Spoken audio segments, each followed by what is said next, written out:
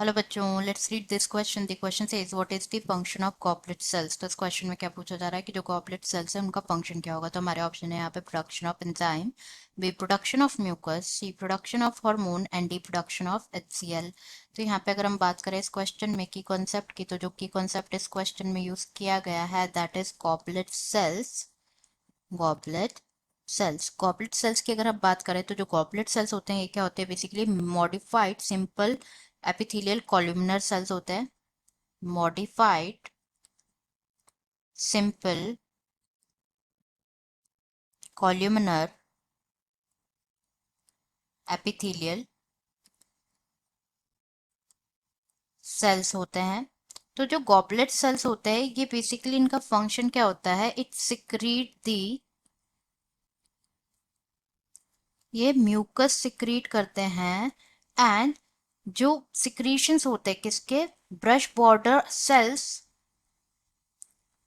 secretions of brush border cells of mucosa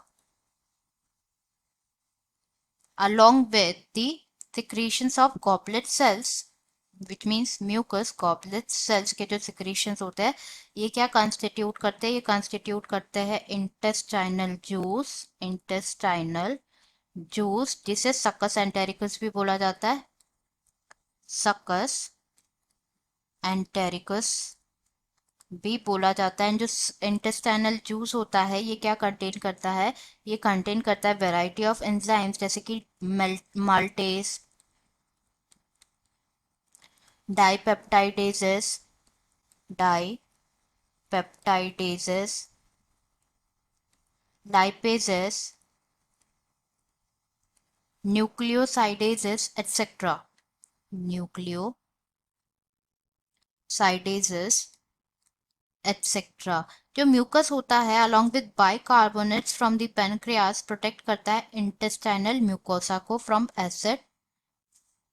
जो mucus होता है, म्यूकस के फंक्शन की अगर हम बात करें तो mucus along with bicarbonates from the, bicarbonates जो कि प्रेजेंट होते हैं पेनक्रियास में, ये क्या ये करते हैं, प्रोटेक्ट करते हैं, protect the intestinal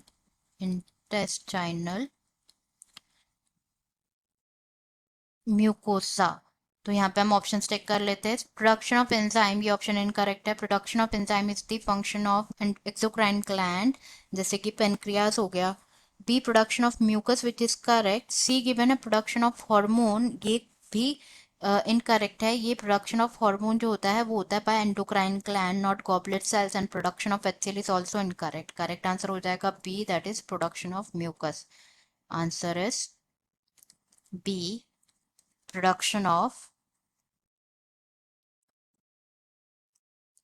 mucus. I hope you understood it well. Best of luck.